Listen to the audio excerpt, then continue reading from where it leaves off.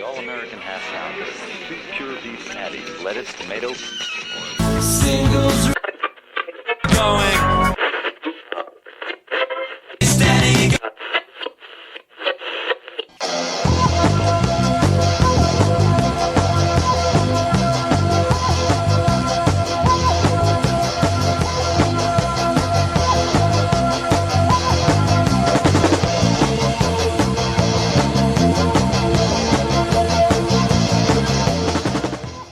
This is Singles Going Steady, the podcast dedicated to exploring great singles with a particular eye to the punk, new wave, and DIY eras of the last century. I'm Steve McGowan. And I'm Adrienne Madoc. We're in a band, the Beef People, who released a single in 1986 on our own label, Zub Records. But we're also record collectors and are passionate especially about the expression of pop music perfection that is the single recording. Exploring the mystery of what makes for a great single is what propelled us to begin this podcast. And we're up to episode... This is 038, Singles Going Steady. And who are we going to talk about today? We're going to be talking about... I brought this one to the table. Nellie McKay, the incomparable, singular, sui generis Nellie McKay. And one of the few singles, which is the dog song. Yes. We've been listening to Nellie all morning, and sui generis is a great description. I'm not super familiar with her work. I know I'm aware of her, but she is kind of all over the map. She is her own thing, and she's got a great encyclopedic understanding of jazz and the Great American Songbook, and but her everything own stuff is very unique and very inventive. Yeah, I mean, she's lyrically and musically. She's really a genius. And I've seen her several times, and she is just remarkable. Okay, should we go ahead and listen to the single? Let's go ahead and listen to it. It's called The Dog Song, and it was released in 2004, I believe. Yeah, and it's interesting because her label released this before the album even had a name. And I think she was really pretty mishandled as an artist. And I mean, you'll listen to it, and as you try to categorize it, you'll see why a major label might have trouble finding a hole to put the square peg in. Right. So here we go. Nellie McKay, The Dog Song.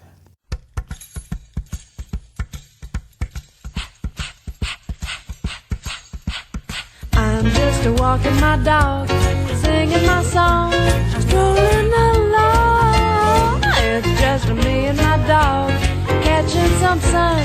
We can't go wrong. My love was lonely and blue. Yeah, I was sad as a sailor. I was an angry one too. Then there was you appeared when I was entangled with youth and fear, and nerves jingle jangled, vermouth and beer were getting me mangled up. But then I looked in your eyes, and I was no more a failure. You looked so wacky and wise. And I said, Lord, I'm happy 'cause I'm just walking my dog, singing my song, strolling along. It's just me and my dog, catching some sun. We can't go wrong. 'Cause I don't care about your hate and your doubt, and I don't care what the politicians spout. If you need a companion, why just go out by the pound and find yourself a hound and make that dog get proud. 'Cause that's what it's all about.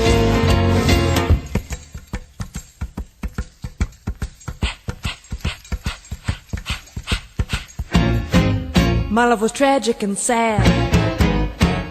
I was the archetypal loser. I was a pageant gone bad. Then there was you on time and wagging your tail in the cutest mime, and you was in jail. I said, woof, be mine, and you gave a wail, and then I was no longer alone, and I was no more a boozer. We'll make the happiest home. And I said, Lord, I'm happy 'cause I'm just walking my dog, singing my song, strolling along. It's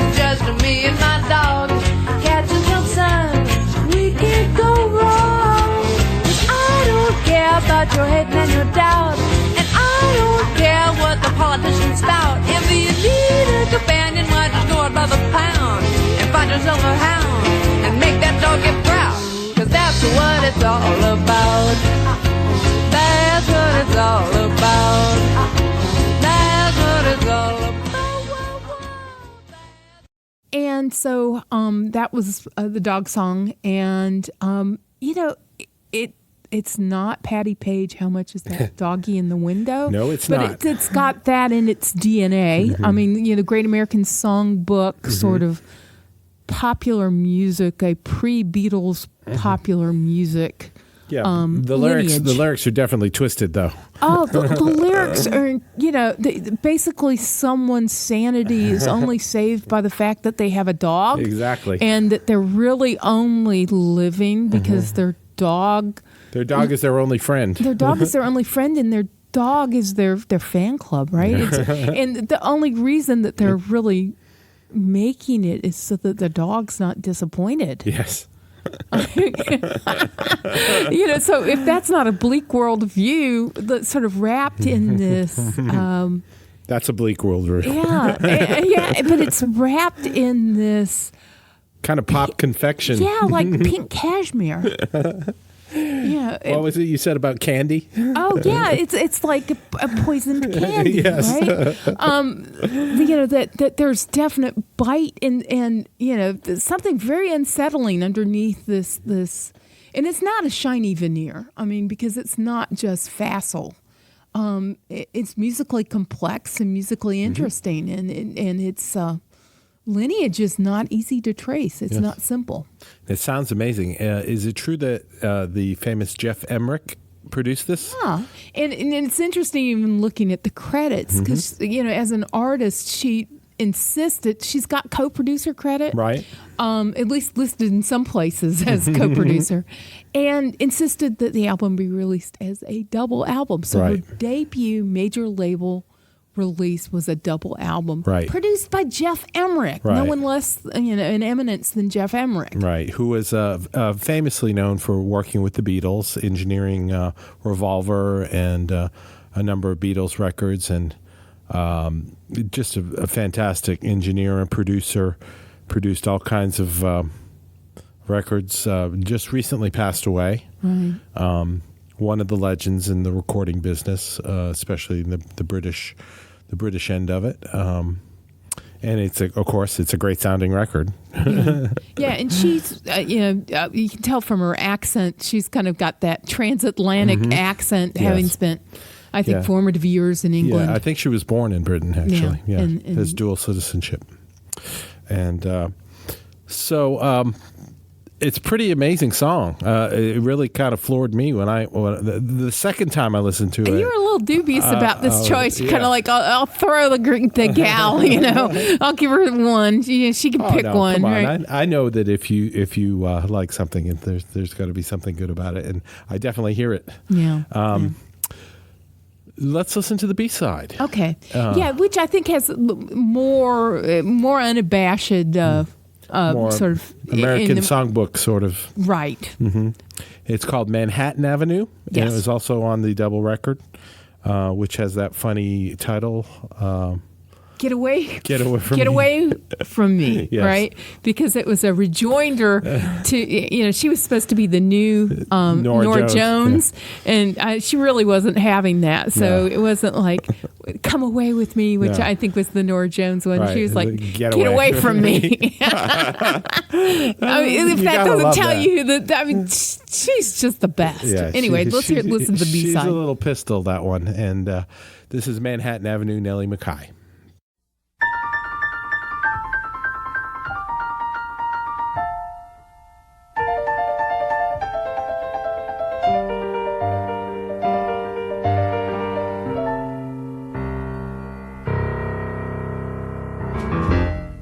Send a breeze, a pit bull's yell, a tender squeeze, a cry for help. Make it now and make it fast. Such memories can never last. I long for the days, music and mayhem. Mama's a smiling friend in the scuzzy hue of the sunlight. Manhattan Avenue.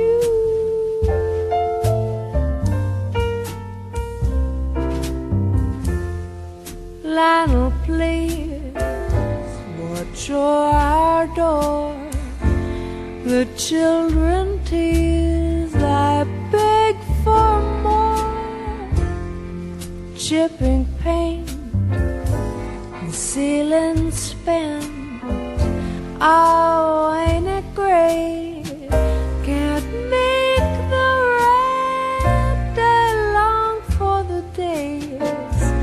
Kittens are meowing, junkies are prowling deep in the jazzy hue of the street light. Manhattan Avenue.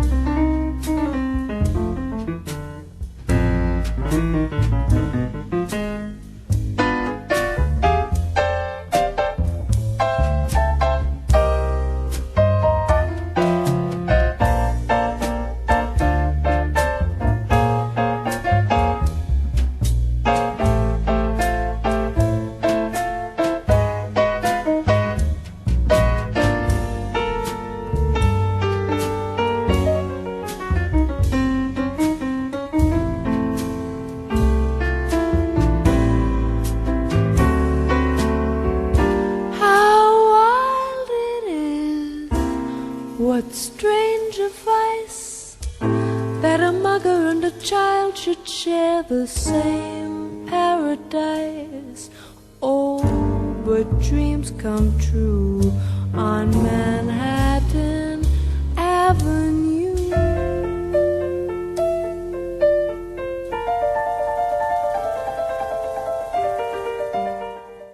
Well, that was a very pretty, very jazzy. I liked it. It was a very classic sounding song. A little something different from Yes. Singles Going Steady. We were discussing earlier about how she'd had troubles with the record company, as most of these artists that are uncategorizable do, and very similar to Elvis Costello, I think. Yeah. Both signed with Columbia. Both didn't really get the treatment they thought they deserved, at least from their major label, and went on to work with other labels, right? Both produced by Jeff Emmerich. Right, and both kind of uncategorizable. In both In different encyclopedias ways. of pop Yes. music and music in general, serious Exactly. music, jazz music, American songbook music. Yes, country music, standards. So you have seen Nellie a couple I've seen of times? Nellie multiple times, and just this month I saw her Okay. performing with a trio. And that would be like her on piano, a bass player, and a drummer? Yes, and she also performs on ukulele, which just sounds like gross and twee. But I wrote down a couple adjectives. Okay. She's so snarky and irreverent and Right. complex and deceptive and sly that even she presents as this pretty Yeah, blonde. kind of dizzy looking, beautiful blonde. Chanteuse, Yeah, right? mhm. Sort of in that Doris Day mold, but she is. She also can swear like a sailor, though, too, right? And rap. Yes. I mean, there hip hop influences on much of what she does. I mean, she's a sponge, Yeah. and makes it all her own. And spending some time with some Nellie McKay records, I mean, I don't think you'll be sorry, but you can't listen casually. Right. And if you do, and you just take a moment to really, what am I listening to, right? That it's not the music of your life, Right. Or if it is the music of your life, maybe seek, you might need treatment, some psychiatric help. right? Exactly. Because I think depression and loneliness. Seems to be a running theme. Yeah, I just adore her. Yeah. And you'll see on the website that my copy of the single is actually signed by Nelly this month. Yes. You know, autographed to me. And I was because I've been wanting to do a Nelly episode. I was Right. like, we have to now because Yes, I we have have a a single. literal single, and with my name on it. And she was just the best. Mm-hmm. I mean, as a performer and just affable as a person, but you know, she's not as simple Right. as you know. She's Yes. not. Which is why I think the record company had so much trouble. Yeah, you I know. mean, how do you? You're not falling into Package. the easy box. Yeah, Right. There is no box for her, or there's a warehouse of boxes. Now, weren't we looking at a singer from the 50s that we thought? Yeah, because I was telling you, oh well, you know, of course she's reminiscent of Blossom Dearie, right? As one is often reminded right. of Blossom Dearie. But yeah, and we'll post a link up of Blossom Dearie Yes. performing. So I think Blossom Dearie also with that sweet voice, but with That supper club kind of thing. yeah, but with this sophisticated musicality, also piano player, Right.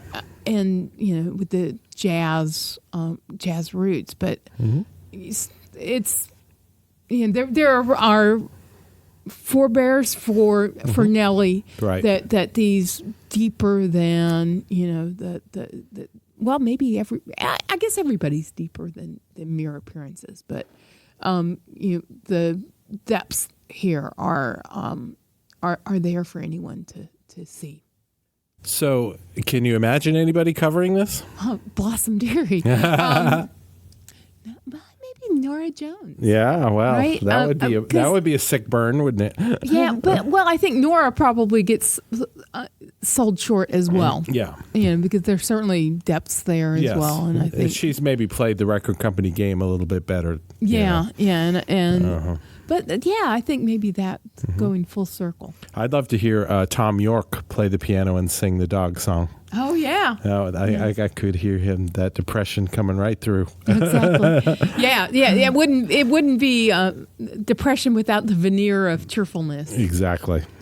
Yeah. And Oh yeah, I was going to ask about recommendations. What do we have for a person, place, or thing recommendation today? well, mine is sort of a person and a thing. Nellie's very passionate about animal rights. Yes, she's big on that. I know. And we were listening to Ding Dong, which is probably my favorite Nellie McKay composition. Right. Which has the theme of someone basically committing suicide, brought on by sorrow of the death of their cat, and just Right. the world getting on top of them. And also we listened to the dog song, and certainly her animals are very important to her. Yes. And she saw a kinship to another famous sort of original chanteuse, Pretty Blonde, which was Doris Day. Right. And an album of Doris Day covers, Normal as Blueberry Pie, which is a great listen.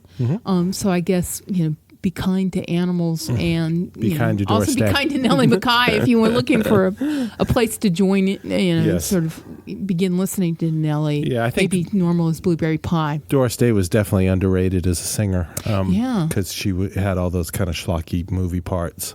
Yeah. But she had the pipes. A serious singer. Yeah. My recommendation would be for the rock and roll book by Jeff Emmerich, the Beatles engineer who engineered this Nellie McKay song as well. Produced it. Yeah. It's called Here, There, and Everywhere. He was involved with the Beatles, the chief engineer on Revolver, which had all those crazy new sounds on it. And he worked on Abbey Road. He worked on Sgt. Pepper's. It's a very well-written book. He talks about how things were done and about the dynamic in the group. And there's a really good section about working on Band on the Run with Paul and going down to Kenya, I believe they were working in, or Nigeria, somewhere in Africa they were recording, and then coming back to London to fix it all. It's a good book if you're interested in the Beatles or in the way recording is done. Here, There, and Everywhere by Jeff Emmerich is my recommendation. And a good one. Yeah. So this was Singles Going Steady, number 038. Nellie McKay, the little amazing unclassifiable, unbelievably talented singer.